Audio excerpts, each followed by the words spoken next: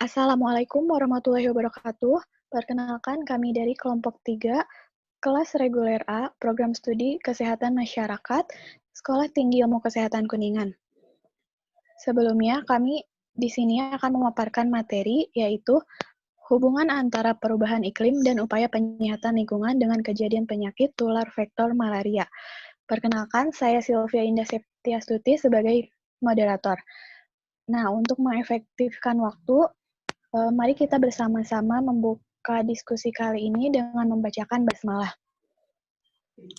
Bismillahirrahmanirrahim. Selanjutnya, kepada pemateri pertama, saya persilahkan untuk memaparkan materi. Perkenalkan, nama saya Almalida Sinta Mutiara sebagai pemateri 1. Penyakit malaria. Penyakit malaria adalah salah satu penyakit yang penularannya melalui gigitan nyamuk Anopheles betina. Penyebab penyakit malaria adalah genus Plasmodia family Plasmodidae. Malaria adalah salah satu masalah kesehatan penting di dunia. Secara umum, ada 4 jenis malaria, yaitu tropika, tertiana, ovale, dan quartana. Di dunia ada lebih dari 1 juta orang meninggal setiap tahun, menurut Dirjen P2PI tahun 2011. Penyakit malaria juga dapat dikatakan sebagai penyakit yang muncul kembali, atau reemerging disease. Hal ini disebabkan oleh pemanasan global yang terjadi karena polusi akibat ulah manusia yang menghasilkan emisi dan gas rumah kaca seperti CO2, CFC, CH3NO, perfluorokarbon, dan karbon tetrafluoride yang menyebabkan atmosfer bumi memanas dan merusak lapisan ozon, sehingga radiasi matahari yang masuk ke bumi semakin banyak dan terjebak di lapisan bumi karena terhalang oleh rumah kaca, sehingga temperatur bumi kian memanas dan terjadilah pemanasan global, menurut Sumirat tahun 2004.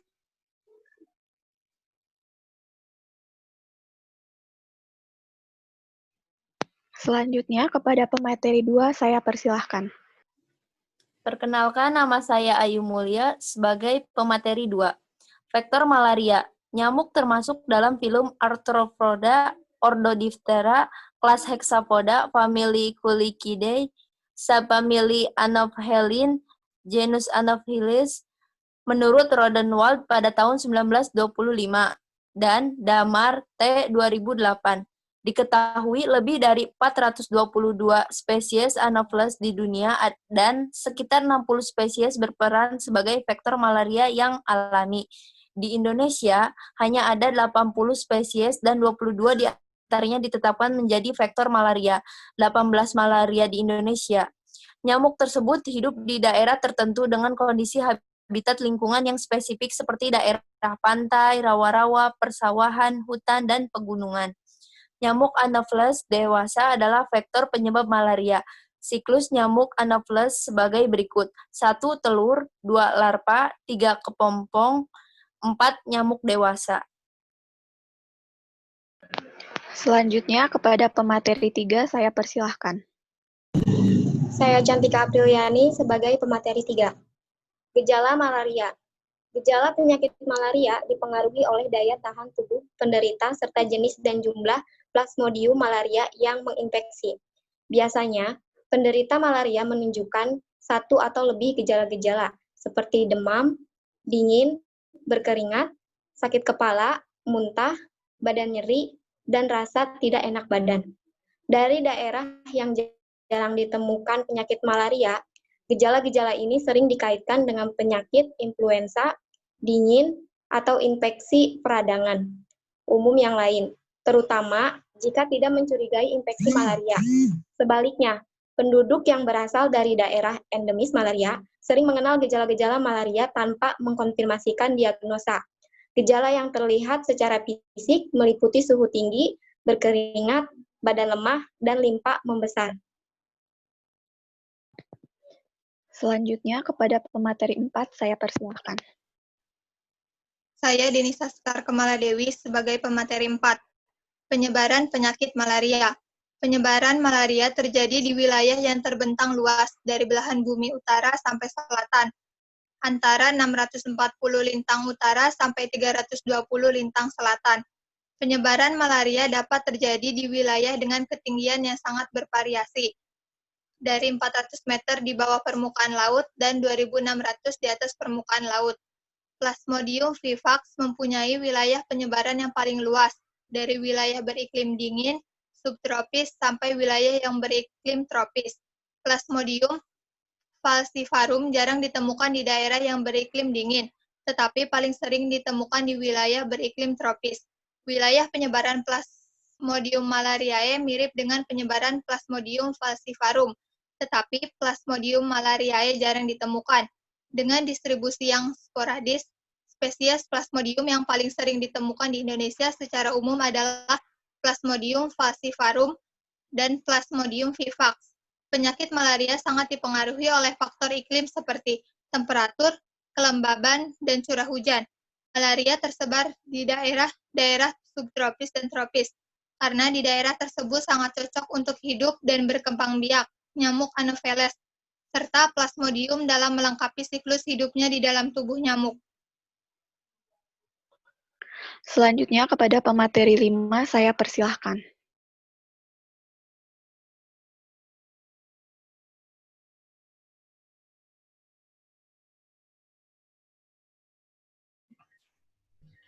Perkenalkan, nama saya Rika Dianti sebagai pemateri 5, pencegahan penyakit malaria.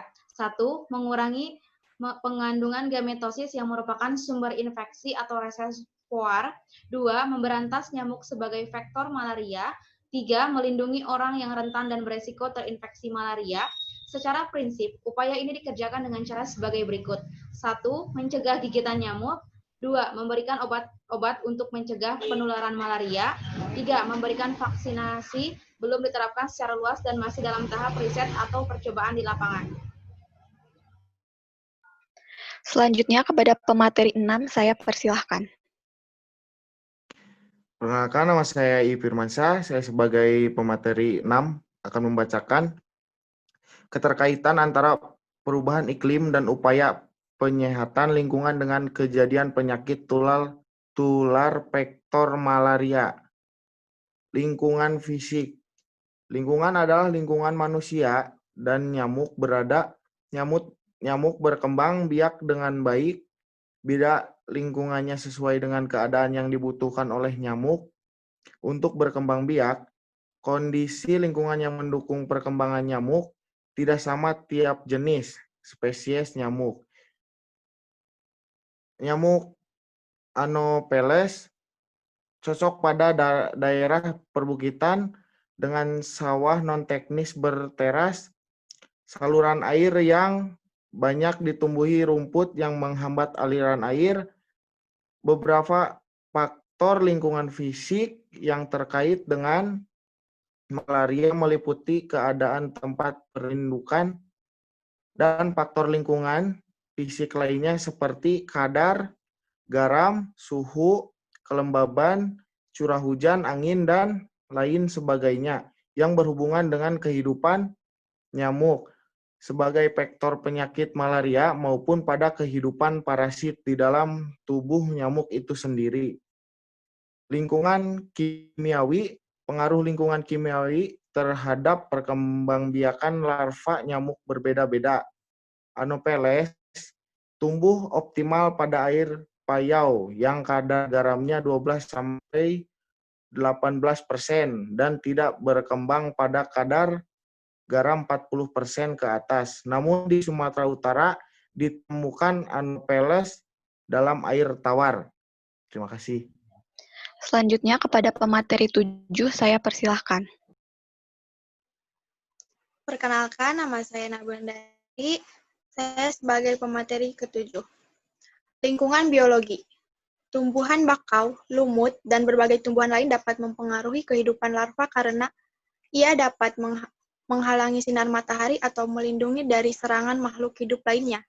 Ada berbagai jenis ikan pemakan larva seperti ikan kepala timah, Gambusia, nila, mujair, dan lain-lain, akan mempengaruhi populasi nyamuk di suatu wilayah.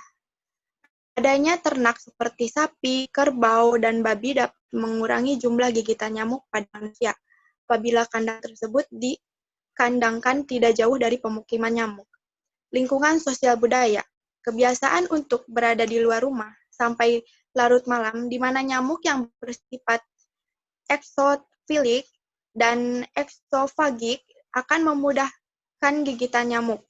Tingkat kesadaran masyarakat tentang bahaya malaria akan mempengaruhi kesediaan masyarakat memberantas malaria dengan upaya penyihatan lingkungan, menggunakan kelambu, memasang kawat kisah pada rumah, dan menggunakan obat nyamuk.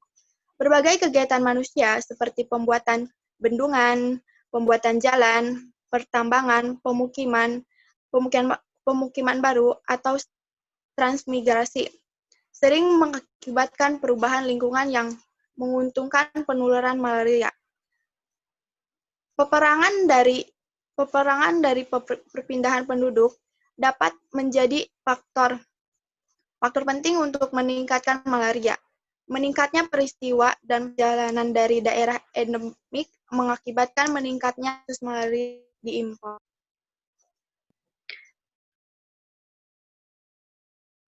Selanjutnya kepada pemateri 8 saya persilahkan. Saya Syatiani sebagai pemateri 8. Kesimpulannya yaitu terkait dengan kejadian malaria, perubahan iklim yang terjadi berdampak secara tidak langsung terhadap kejadian malaria. Anopheles syndaicus lebih suka tempat yang teduh. Anopheles hircanus spp dan Anopheles insulatus lebih menyukai tempat terbuka. Anopheles barbiris dapat hidup baik di tempat yang teduh maupun terbuka.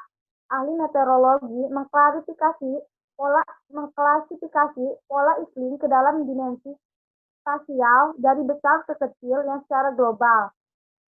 Perubahan komposisi udara di atmosfer yang menyelimuti permukaan bumi dapat merubah keseimbangan energi permukaan bumi.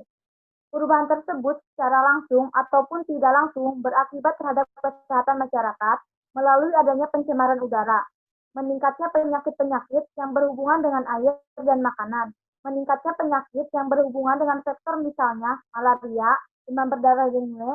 Selain itu, perubahan iklim berdampak pada keterbatasan persediaan makanan dan air karena kekeringan yang berkepanjangan, dan berbagai penyakit lainnya seperti sakit jiwa dan lain sebagainya. Beberapa variabel iklim yang berhubungan dengan kejadian malaria adalah suhu, kelembaban, dan hujan. Terima kasih kepada teman-teman yang sudah menyampaikan materi. Sekian dari kelompok 3 yang dapat kami sampaikan. Kurang lebihnya mohon maaf. Terima kasih. Wassalamualaikum warahmatullahi wabarakatuh.